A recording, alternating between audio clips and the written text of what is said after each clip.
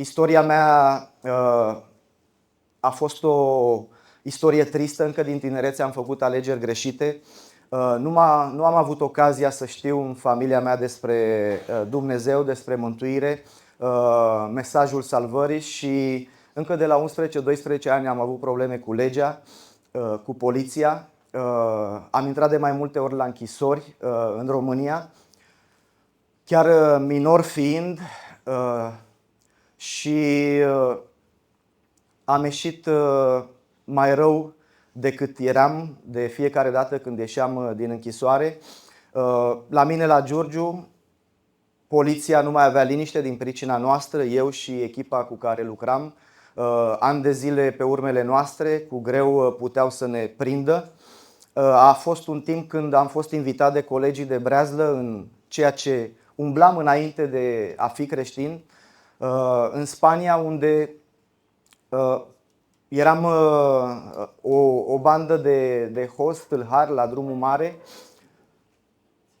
Deja aveam urmărire internațională de Interpol, eram căutat în toată lumea, eram șeful unei bande organizate.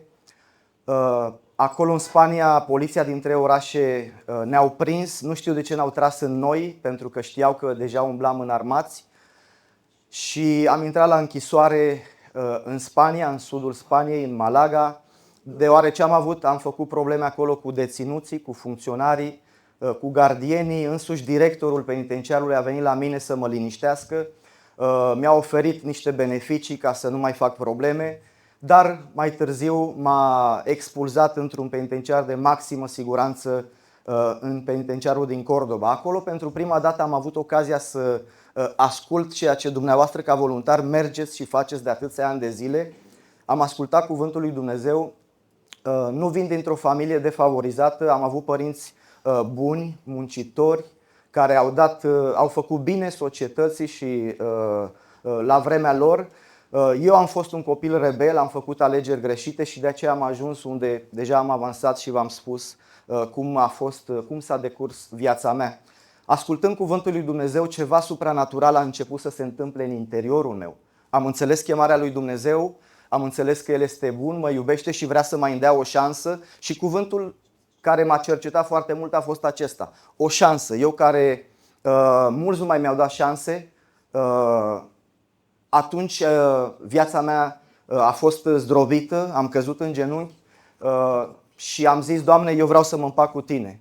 Și singur în celula mea am stat de vorbă cu Dumnezeu. Cred în Dumnezeu nu doar că mi-au vorbit voluntarii sau că am citit Biblia mai târziu. Cred în Dumnezeu pentru că L-am auzit personal, cum dumneavoastră mă auziți în această dimineață, și m-a copleșit cu dragostea sa singur în celula mea. A coborât acolo cu mine, îl simțeam așa de aproape și credeam că mă liberez după acea întâlnire cu Dumnezeu și din contră mi-a venit o condamnare de 30 de ani, având eu doar 26 de ani vârstă. Dar am zis: Doamne, vreau să Te urmez. Nu știu de ce aceste situații în viața mea, vreau să urmez calea Ta. M-au încurajat voluntarii, ca cei de aici din România, voluntarii din Spania. Cu ei sunt în legătură până astăzi. Chiar au fost acum câteva luni în România, unii dintre ei.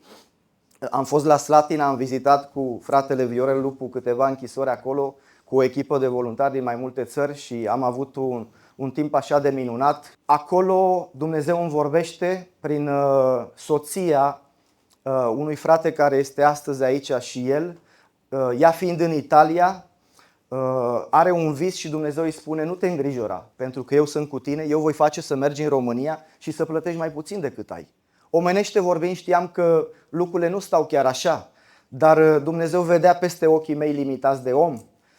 Și după ce plătesc 10 ani în Spania, Dumnezeu mă folosește pentru a vorbi și eu, a dărui oamenilor ceea ce eu am primit prin voluntari. Eram un sprijin acolo în interior pentru voluntari și toți, o mare mulțime de oameni, am vorbit la mii de oameni, vorbesc mai multe limbi străine și am avut ocazia să ajut la schimbarea vieților a o mulțime de oameni. Toți cei care au ales să creadă, la fel ca și mine, până astăzi sunt oameni binecuvântați de Dumnezeu cu familiile lor unite, copiilor, serviciul lor.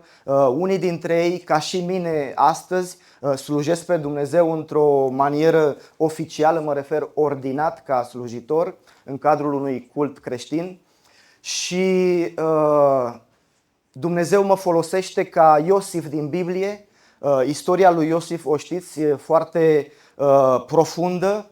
Eu la fel am fost ca Iosif. Dumnezeu a fost cu mine în toți acei ani. Mi-a dat cele mai bune locuri de muncă. După 10 ani mă transfer în România. Rămân la 19 ani pedeapsă și plătesc doar 13. Dar până să mă liberez, vin la Rahova, mă trimite la Giurgiu din pricina că eram recidivist, reincident, șef de bandă organizată, din cauza periculozității care era normal să se creadă despre mine, dar viața mea a fost transformată. Încă din Spania am fost de folos în penitenciare și mi s-au oferit cele mai bune locuri de muncă. Directorii penitenciarului veneau și dăteau mâna cu mine pentru că ajutam în multe feluri la îmbunătățirea traiului în locurile de muncă unde eu am fost. Am avut toată libertatea să mă mișc în tot penitenciarul, chiar conduceam prin penitenciare și în România la fel. Am ajuns la Giurgiu, trec la regimul deschis, semideschis la Jilava. La Jilava mi se oferă la bucătărie un post de muncă. La scurt timp gardienii de acolo văd îndeletnicirea mea. Mi se dă ocazia să fiu brigadier și bucătar schimbul 2. Am lucrat mai mulți ani în bucătărie. Domnul ministru pe vremea acelea,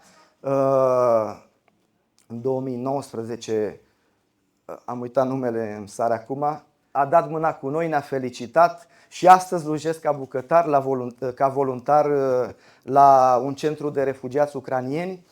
Ies afară, Dumnezeu în 2019 ies afară. Deși de la Găiești, când am ajuns la Găiești la regimul deschis, doamna psiholog de la asistența socială au stat de vorbă cu mine cum se o face când vii într-un nou penitenciar, să te cunoască. Au rămas atinși de mărturia profundă a schimbării vieții mele și mi-au oferit să ies la anumite școli acolo în localitate și am ieșit la vreo 3-4 pentru a da un discurs educativ de prevenție, ca oamenii să nu cadă în capcanele vieții, tinereții, la fel cum eu am căzut de tânăr, am fost sclav al multor vicii, droguri și așa mai departe. În primul rând al violenței care m-a cuprins cu foarte mare rapiditate și m-a scufundat într-un mare întuneric. La Comisia de Liberare Dumnezeu îmi vorbise: te voi scoate, vei ieși în curând afară. Eu credeam că ies la prima comisie de liberare, era în luna martie și le spun la toți: eu mă liberez la prima. Cum? Tu ai 5 intrări, ești recidivist, tu ești asta, 19 ani pedeapsă, ai doar 13. Și merg la comisie, la comisia penitenciarului, deja mă cunoșteau destul de aproape și mi se dă 4 luni de amânare. Toți spuneau: o să-ți dea un an și din an în an plătești 19. Dar Dumnezeu n-a fost de acord cu ei, mă refer cu deținuții. Și merg săptămâna următoare la judecătoria Găiești. Doamna judecător îmi reduce la 2 luni și în luna mai intru iar în comisie și mi se dă libertate în ambele părți.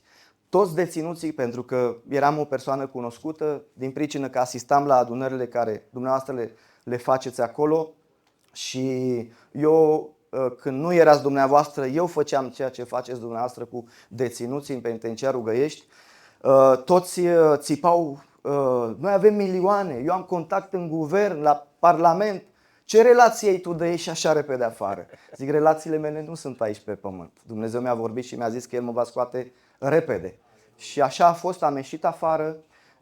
La Giurgiu, la mine, familia mea deja știau și mulți prieteni, mai ales din anturajele în care eu mergeam și am trăit încă de mic, mă cunoșteau, au auzit că eu am înnebunit.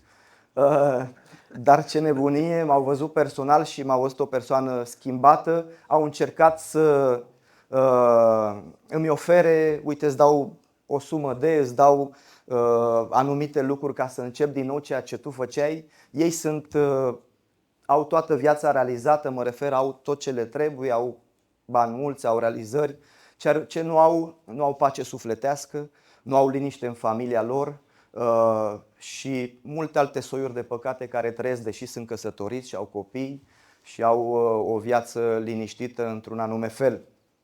Dar ei au văzut ceva în mine care au început să dorească, am avut ocazia să le vestesc și deja unii dintre ei sunt schimbați de puterea lui Dumnezeu. Au început să se lase de vechile meteine.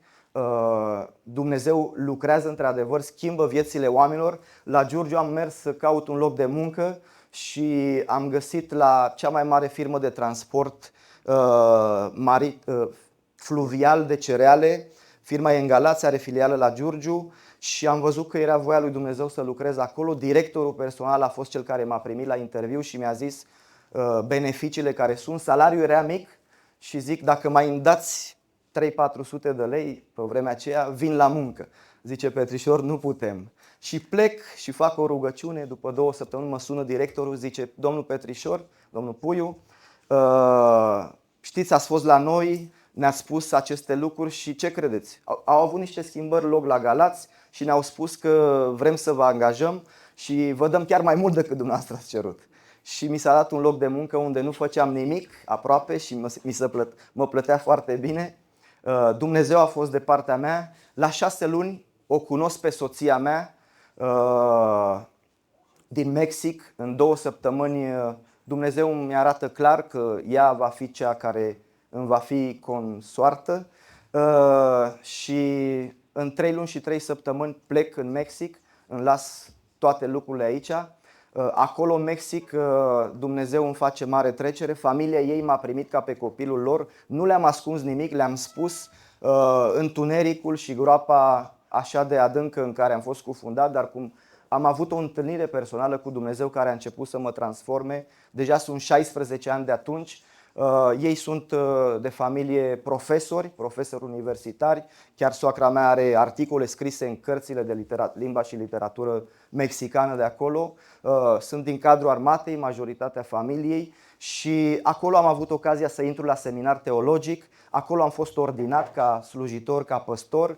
Mi s-a încredințat o biserică să o păstoresc, chiar 2 în timpul pandemiei, deoarece alta rămăsese fără păstor, au murit mulți păstori în zona noastră, capitala Mexicului. Și astăzi venim în România, avem 8-9 luni aproape, venim ca misionari acreditați, trimiși lui Dumnezeu prin bisericile din Mexic la nevoile poporului român. Slujim în cadrul unei asociații creștine, mai mulți misionari în mai multe țări și slujim la diferite cu refugiați, cu oameni defavorizați și alte slujiri care noi le facem în societate. Îi mulțumim lui Dumnezeu că ne-a pus pe inimă să ne apropiem voluntarilor care merg la penitenciarele din România. Am fost ocazional la Craiova, la minori, la femei și la maximă siguranță cu fratele Viorel Lupu, care îi mulțumim pentru invitația care ne-a făcut. Am crezut că este o oportunitate unică și așa a fost într-adevăr. Oamenii au fost cercetați de la tineri până la cei mai în vârstă sau cei mai periculoși. În lacrimi, majoritatea au zis și noi vrem să suferim aceeași bună schimbare prin care voi ați trecut. N-am fost doar eu, am fost mai mulți ca mine, prietenii mei, care până astăzi Dumnezeu ne ține într-o unitate foarte frățească, prietenească, familială și în credință.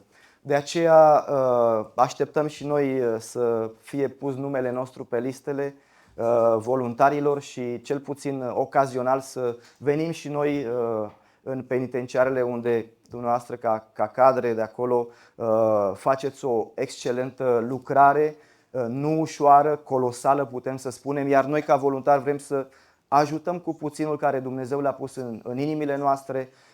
În America unde am fost, în Mexic, pardon, am avut ocazia să particip la un curs al unei asociații de capelani internațională. În Mexic voluntarii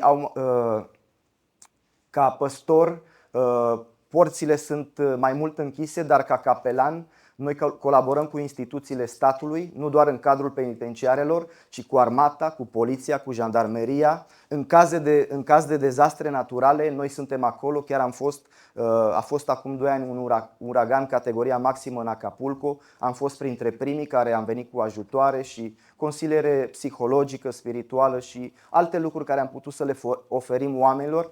Și ca capelani am fost invitat tot așa de mai multe asociații și am mers la penitenciare din Mexic, penitenciare unde te îngrozești, suprapopulate. Acolo nu au niciun fel de condiții, plătești până și pe o pastilă de un agocalmin, trebuie să plătești 1 leu, 2 lei.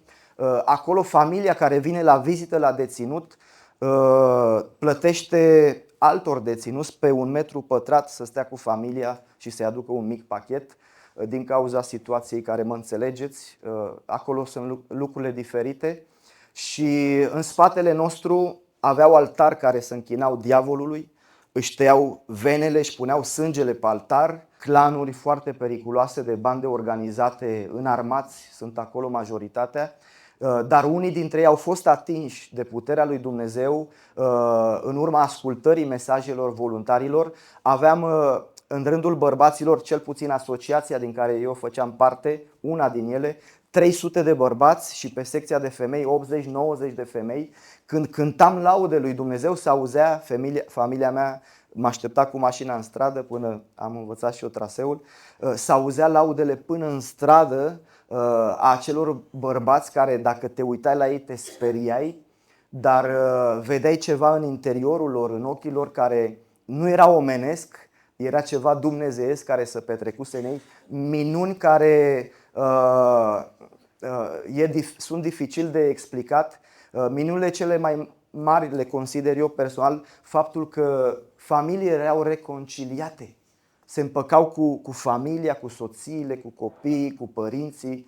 Transformările nu doar era în deținut, se extindea până la familia care era afară și știu că și dumneavoastră aici în România același lucru aveți în vedere, nu doar unul, ci ramurile acestea să se extindă către familie, pentru că nu toți oamenii au aceeași oportunitate în viață, din păcate din cauza locului, anturajelor, societății unde ei se nasc. Sunt propenși mai ușor să facă alegeri greșite. Eu nu am avut, doar că am fost rebel, n-am vrut să ascult, am crezut că sunt înțelept, deștept, puternic, șmecher, cum zice românul în regionalismele noastre din vocabular. Dar cine a scăpat înșelat de vrăjmașul sufletelor noastre? Nimeni. Dar îi mulțumesc lui Dumnezeu că mi-a dat o șansă. Am pus mâna pe ea, îi mulțumesc Dumnezeu pentru voluntarii care am putut să-i cunosc, îi mulțumesc fratelui Traian Coteanu care este aici, fratelui Gabi Diaconu și alții care nu sunt, îi cunosc personal, suntem în relații până astăzi și ne rugăm ca să am și o autorizație să vin să ajut la nevoile oamenilor din penitenciar împreună cu dumneavoastră, reprezentanții ai acestei instituții. Credem că este de folos. Și am văzut, cum spuneam, mă repet, îmi pare rău, secții întregi în țările sud-americane, în America, dintr-un penitenciar de 3700 de inși, 2000 sunt secții de oameni care au suferit o transformare interioară. Penitenciarele au liniște, a dispărut violența, traficul de droguri, de telefoane și așa mai departe. Sunt secții întregi unde directorii penitenciarului împreună cu organele au separat aceste persoane și când le-au separat, mai mult s-au adăugat și au vrut aceea schimbare și să beneficieze de ceea ce primeau cei care într-adevăr au ales să se schimbe. Este ceva impresionant ce puterea Dumnezeului celui viu lucrează în viețile oamenilor. Mulțumim lui Dumnezeu pentru penitenciarele și persoanele care lucrează în penitenciare și sunt deschise către voluntarii diferiți care vin să facă o lucrare acolo. Dorim ca porțile să fie și mai largi deschise. Voluntarii nu sunt perfecți, putem greși și noi. Ne străduim și vrem, nu doar ne străduim, vrem să împlinim cu obligațiile care le avem și legile stabilite, nu vrem să încălcăm niciuna din ele, din contră vrem să ne supunem lor. Cred că este bine, Dumnezeu ne binecuvântează pe noi ascultând de legile statului. Vă mulțumesc tare mult pentru invitație, sper să încurajeze pe mulți să continue cu această lucrare, cei care sunt vizibili, dar și cei care sunt în spate. Este o armată care nu se vede, care stau pe genunchi și strigă: Doamne, atinge-te de oamenii aceia. Și Dumnezeu din ceruri ascultă. Să aveți un timp binecuvântat, vă doresc.